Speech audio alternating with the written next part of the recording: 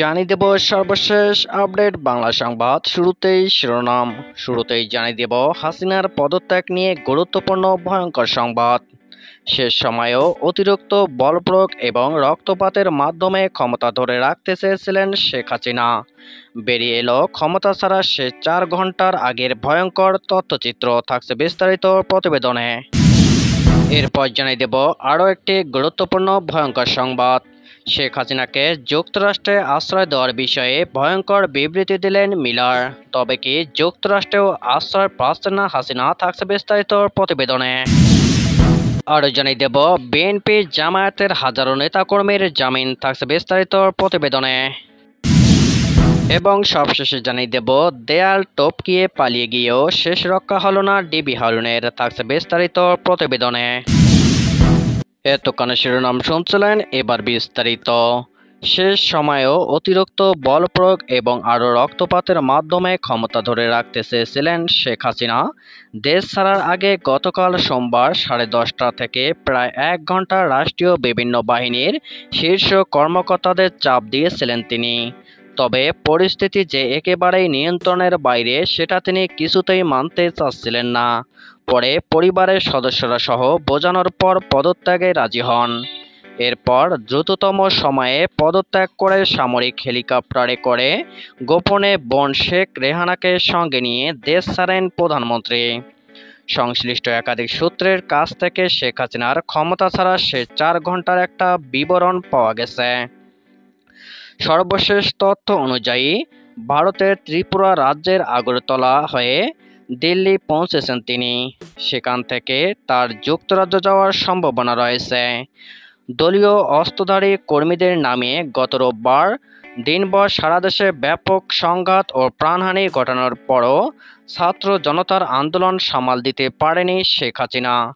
যদিও পরিস্থিতি উপলব্ধি করতে পেরে রোববার রাতে শেখ হাসিনাকে তার একজন উপদেষ্টা সহ কয়েকজন নেতা বোঝানোর চেষ্টা করেন। তারা সেনাবাহিনীর কাছে ক্ষমতা হস্তান্তরের পরামর্শ দেন বলে জানা গেছে।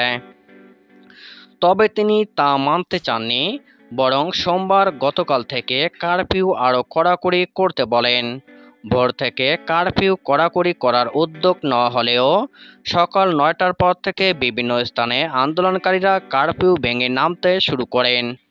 সকাল 10টা নাগাদ ঢাকার বিভিন্ন স্থানে জমায়েত বড় হতে থাকে। বিভিন্ন বাহিনীর উচ্চ পর্যায়ের একাধিক সূত্র বলছে, সকাল 10:30টার দিকে 3 বাহিনীর প্রধান ও পুলিশের মহাপরিদর্শককে প্রধানমন্ত্রীর বাসভবন গণভবনে ডাকা হয়। নিরাপত্তা বাহিনী কেন পরিস্থিতি সামাল দিতে পারছে না সেটার জন্য ক্ষোভ প্রকাশ করেন। আন্দোলনকারীরা আইনশৃঙ্খলা রক্ষাকারী বাহিনীর সাজোয়া যানে উঠে লাল রং দিচ্ছেন, সামরিক যানে পর্যন্ত উঠে পড়ছেন। এরপরও কেন তারা কঠোর হচ্ছেন না সেটা নিয়েও ক্ষোভ প্রকাশ করেন তিনি। এছাড়া বিশ্বাস করে এই কর্মকর্তাদের শীর্ষ পদে বসিয়েছেন সেটাও তিনি উল্লেখ করেন। এক পর্যায়ে শেখ হাসিনা আইজিপিকে দেখিয়ে বলেন, পুলিশ তো ভালো করেছে। তখন আইজিপি জানান, পরিস্থিতি যে পর্যায়ে গেছে তাতে পুলিশের পক্ষেও আর বেশি সময় এরকম কঠোর অবস্থান ধরে রাখা সম্ভব নয়। ওই সময়ে শীর্ষ কর্মকর্তাদের পক্ষ থেকে বোঝানোর চেষ্টা করা হয়, বল প্রয়োগ করে এই পরিস্থিতি সামাল দেওয়া যাবে না। কিন্তু শেখ হাসিনা সেটা মানতে চাচ্ছিলেন না। তখন কর্মকর্তারা শেখ রেহানার সঙ্গে আরেক কক্ষে আলোচনা করেন। তাকে পরিস্থিতি জানিয়ে শেখ হাসিনাকে বোঝানোর অনুরোধ করেন। শেখ রেহানা এরপর বড় বোন শেখ হাসিনার সঙ্গে আলোচনা করেন, কিন্তু তিনি ক্ষমতা ধরে রাখতে অনড় থাকেন। এক পর্যায়ে বিদেশে থাকা সজীব ওয়াজেদ জয়ের সঙ্গেও কথা বলেন একজন শীর্ষ কর্মকর্তারা। এরপর জয় তার মায়ের সঙ্গে কথা বলেন। এরপর শেখ হাসিনা পদত্যাগে রাজি হন। তিনি তখন একটা ভাষণ রেকর্ড করতে চান জাতির উদ্দেশ্যে প্রচারের জন্য। ততক্ষণে গোয়েন্দা তথ্য আসে যে বিপুল সংখ্যক ছাত্র জনতা শাহবাগ ও উত্তরা থেকে গণভবন অভিমুখে রওনা দিয়েছে। দূরত্ব বিবেচনায় 45 মিনিটের মধ্যে শাহবাগ থেকে গণভবনে আন্দোলনকারীরা চলে আসতে পারে বলে অনুমান করা হয়। তখন ভাষণ রেকর্ড করতে দিলে গণভবন থেকে বের হওয়ার সময় নাও পাওয়া যেতে পারে। এই বিবেচনায় শেখ হাসিনাকে ভাষণ রেকর্ড করার সময় না দিয়ে ৪৫ মিনিট সময় বেঁধে দেওয়া হয়। এরপর ছোট বোন রেহানাকে নিয়ে তেজগাঁওয়ের পুরানা বিমানবন্দরে হেলিপ্যাডে আসেন শেখ হাসিনা। সেখানে তাদের কয়েকটি লাগেজ ওঠানো হয়। তারপর তারা বঙ্গভবনে যান। সেখানে পদত্যাগের আনুষ্ঠানিকতা শেষ করে বেলা ২:৩০টার দিকে সামরিক হেলিকপ্টারে করে ছোট বোনসহ ভারতের উদ্দেশ্যে উড্ডয়ন করেন শেখ হাসিনা। জানা গেছে, হেলিকপ্টারটি ভারতের আকাশে প্রবেশের কিছুক্ষণ উড্ডয়ন করে পরে আগরতলা বিএসএফ এর একটা হেলিপ্যাডে অবতরণ করে। তারপর সেখান থেকে দিল্লি যান বলে ভারতীয় গণমাধ্যমের খবরে প্রকাশ হয়েছে। ইন্ডিয়া টুডের এক খবরে বলা হয়, শেখ হাসিনা নয়াদিল্লির কাছে গাজিয়াবাদে উত্তরপ্রদেশ ভারতীয় সেনাবাহিনীর হিন্দন বিমান ঘাঁটিতে দেশটির স্থানীয় সময় ৫টা ৩৬ মিনিটে অবতরণ করেন। ভারতের সেনাবাহিনীর এক কর্মকর্তা তাকে স্বাগত জানান। সেখান থেকে তিনি লন্ডনে যেতে পারেন বলে জানা গেছে। দেশ ছেড়ে পালিয়ে গেছেন প্রধানমন্ত্রী শেখ হাসিনা। তার সরকারের পতনের পরিপ্রেক্ষিতে এখন বিভিন্ন দেশে আশ্রয় খুঁজছেন তিনি। যুক্তরাষ্ট্রে আশ্রয় দেওয়ার বিষয়ে মুখ খোলেন স্টেট ডিপার্টমেন্টের মুখপাত্র ম্যাথু মিলার। সোমবার স্টেট ডিপার্টমেন্টের নিয়মিত ব্রিফিংয়ে বাংলাদেশে গণঅভ্যুত্থানে হাসিনার দেশ থেকে পলায়ন ও আশ্রয় প্রসঙ্গে এক প্রশ্নের জবাবে এই মন্তব্য করেন মুখপাত্র ম্যাথু মিলার। ব্রিফিংয়ে স্টেট ডিপার্টমেন্টের করেসপন্ডেন্ট মুশফিকুল ফজর আনসারি জানতে চান, আপনি জবাবদিহিতার কথা বললেন, শেখ হাসিনা ভারতে পালিয়ে গেছেন। তিনি পশ্চিমে যে কোনো দেশে আশ্রয় নিতে চেষ্টা করছেন। চরম মানবতার বিরুদ্ধে অপরাধের সঙ্গে জড়িত ব্যক্তিকে কি আপনারা যুক্তরাষ্ট্রে আশ্রয় দেবেন? জবাবে মিলার বলেন, এই ধরনের কোনো অনুরোধ আমাদের কাছে আসেনি। অপর এক প্রশ্নে এই প্রতিবেদক জানতে চান, প্রধানমন্ত্রী শেখ হাসিনা দেখামাত্র গুলির নির্দেশে প্রাণ হারিয়েছেন হাজারো মানুষ। তাদের ত্যাগের বিনিময়ে বাংলাদেশ আজ স্বৈরাচার মুক্ত। বাংলাদেশের পরিস্থিতি এখনও অস্পষ্ট। ছাত্র নেতৃবৃন্দ, বিরোধী দলসমূহ এবং আর্মি একটি অন্তর্বর্তীকালীন সরকার গঠনের চেষ্টা করছে। এই ইস্যুতে যুক্তরাষ্ট্রের অবস্থান আরও স্পষ্ট করে বলবেন কি? জবাবে মিলার বলেন, এই বিষয় নিয়ে আমি বেশ কিছু কথা বলেছি। প্রথমত, বিগত কয়েক সপ্তাহে সহিংসতায় যারা নিহত এবং আহত হয়েছেন, আমরা অবশ্যই তাদের প্রতি শোক এবং সমবেদনা জানাচ্ছি। সহিংসতা বন্ধ এবং দায়ীদের জবাবদিহিতার আওতায় আনার দিকে এখন আমাদের দৃষ্টি।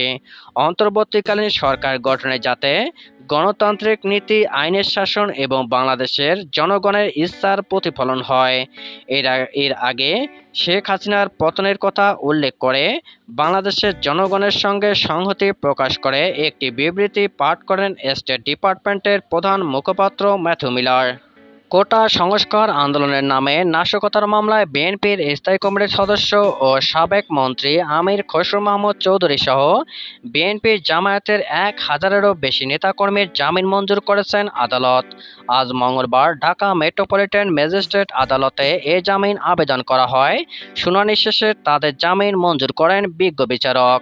জামিন পাওয়া আসামিদের তালিকা বিএনপির সিনিয়র যুগ্ম মহাসচিব রুহুল কবির রিজভী ও জামায়াতে ইসলামীর সেক্রেটারি জেনারেল মিয়া গোলাম পরোয়ার, বিএনপি চেয়ারপারসনের বিশেষ সহকারী শামসুর রহমান ওরফে শিমুল বিশ্বাস, ঢাকা মহানগর উত্তর বিএনপির আহ্বায়ক সাইফুল ইসলাম নীরব, দক্ষিণে আহ্বায়ক রফিকুল ইসলাম মজনু, ১২ দলের সমন্বয়ক সৈয়দ এহসান হুদা, বিএনপির প্রচার সম্পাদক সুলতান সালাউদ্দিন টুকু। শেখ হাসিনা সোমবার প্রধানমন্ত্রীর পদ থেকে পদত্যাগ করেন। পরে দেশত্যাগের খবর পাওয়ার পর শাহবাগে লোকজনের সংখ্যা বাড়তে থাকে।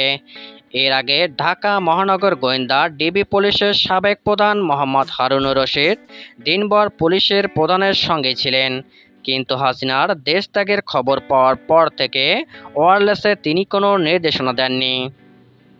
শেষে দুপুরে হারুন পুলিশ সদর দপ্তর দেয়াল টপকিয়ে পালিয়ে যান। হারুন শাহজালাল বিমানবন্দর হয়ে পালানোর চেষ্টা করেছিলেন, কিন্তু তার আগে তাকে আটক করা হয়েছে বলে শোনা যাচ্ছে। তবে সত্যতা নিশ্চিত করতে পারেনি কেউ। জানা যায়, ডিএমপির অতিরিক্ত কমিশনার ও সাবেক ডিবি প্রধান মোহাম্মদ হারুনুর রশিদ সহ ঊর্ধ্বতন কয়েকজন কর্মকর্তা মাস্ক পরে পুলিশ সদর দপ্তরের দেয়াল টপকে নগর ভবনে প্রবেশ করেন। এরপর সেখান থেকে তারা সিভিলে পালিয়ে যান।